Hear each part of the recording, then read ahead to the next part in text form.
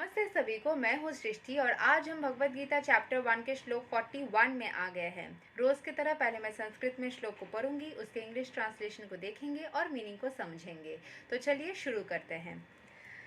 शंकरो नराकायर्वा कुलाघणानम् कुलस्य च पतन्ति पितारो हयिसं लुप्ता पिण्डोदका क्रिया। An increase of unwanted population certainly causes hellish life both for the family and for those who destroy the family tradition. The ancestors of such corrupt families fall down because the performances for offering them food and water are entirely stopped.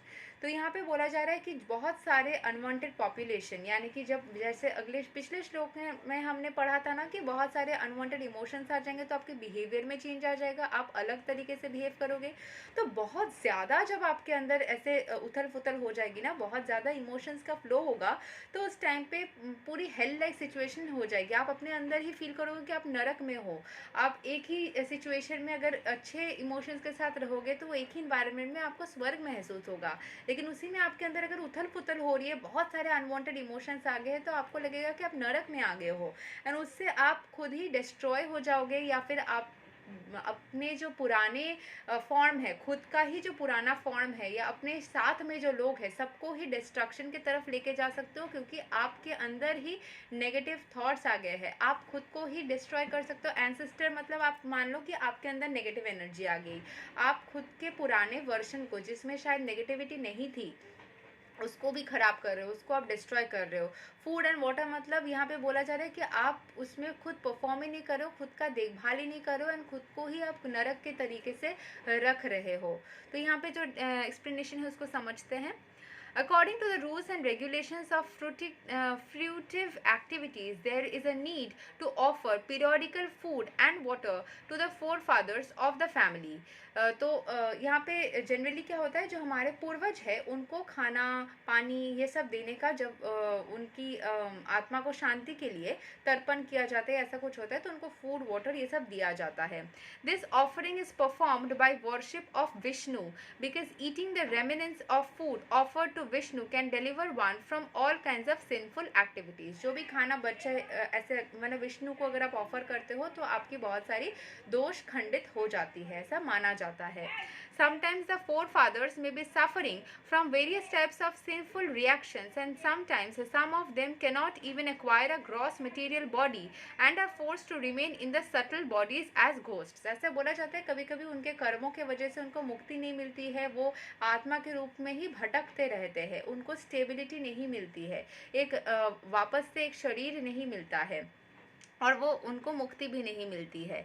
Thus when remnants of prasadam food are offered to forefathers by descendants, मतलब पूर्वज को अगर हम प्रसाद निवेदन करते हैं, forefathers are released from ghostly और other kinds of miserable life। मतलब प्रसाद मतलब यहाँ पे आप मान सकते हो लिटरली तो ये सारे रिचुअल्स होते हैं, लेकिन उसके अलावा इसके इनर मीनिंग में अगर जाए तो अगर आप प्रसाद यानी कि ईश्वर का जो ज्ञान है, ईश्वर के जो सीख है, उनका जो मतलब उनको कुछ ऑफर करने के बाद में वो पायस हो जाती ना, प्योर हो जाती, तो उनसे कुछ भी अगर आप शिक्षा बोलो, ब्लेसिंग्स बोलो, कुछ भी अपने अंदर लेते हो, तो उसमें आपके अंदर आपके जो पुराना वर्जन है वो और ज़्यादा ग्रो करेगा और ज़्यादा खराब चीज़ों से मुक्त हो जाएगा। अगर आप खुद को ईश्वर के भावनाओं में, उनके सीख में और ज़्यादा इंडल्ज कर लोगे और ज़्यादा मतलब भर लोगे खुद को ईश्वर के ब्लेसिंग्स से, उनके ध्यान से, उनके प्रसाद मतलब यहाँ पे वही मैं लिटरली खाना प्रसाद नहीं, लेकिन उनका जो ज्ञान है, उनसे जो ब्लेसिंग्स मिल रही है, उनसे जो एनर्जी मिल रहा है, उसको उससे अगर खुद को समेट लोगे तो अपना ही, अगर आप खुद के अंदर ही बैटल को समझने की कोशिश करो ना, तो अपना ही जो पुराना वर्जन है उसको मान लो आप एंसेस्टर, वो खराब दिशा में जाने की जगह और ज़्यादा ग्रोथ के तरफ, और भी ज़्यादा मुक्ति के तरफ, और भी ज़्यादा सुकून के तरफ चला जाएगा। मतलब आप खुद को ही और ज़्यादा सुकून से भर के न्यू फॉर्म में आ जाओगे। आपका न्यू वर्जन आपके पुराने वर्जन को और बेहतरी की तरफ लेके जाएगा। बहुत ही इंटरेस्टिंग है लेकिन हाँ ये सारे चीज़ें। Such help render to forefathers is a family tradition. Literally भी ऐसे रिचुअल्स होते हैं ना, लेकिन इसका अंदर एक इनर मीनिंग भी छुपा रहता है। And those who are not in devotional life and require to perform such rituals, जो डिवोशनल लाइफ में नहीं रहते हैं, जो स्पिरिचुअलिटी में नहीं रहते, उनको लिटरली ये रिचुअल्स करना पड़ता है। One who is engaged in the devotional life is not required to perform such actions. अगर आप spirituality में हो ना, तो आपको literally जाके खाना लेके खाना देना ये नहीं करना पड़ेगा, क्योंकि आपको पता रहेगा कि प्रसाद मतलब literally खाना नहीं होता है, ईश्वर की लर्निंग्स होती है, उनकी ब्लेसिंग्स होती है, उनका शिक्षा होता है। उससे अगर खुद को आप भर लोगे तो आपको अपने आप ही मुक्ति मिलेगी, अपने आप ही आप और बेहतरी की तरफ चले जाओगे।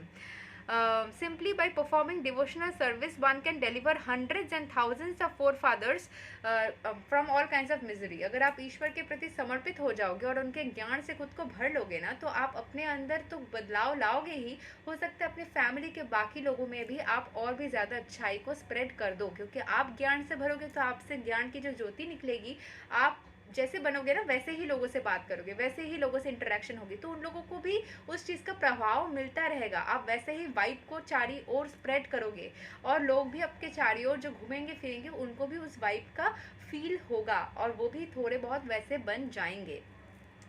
It is stated in the Bhagavatam, Devarsi Bhutapta Nrinam Pitranam Na Kinkaro Nayam Rna Cha Rajan Sarvatmana Yah Saranam Saranyam Gato Mukundam Parihritya Karatam.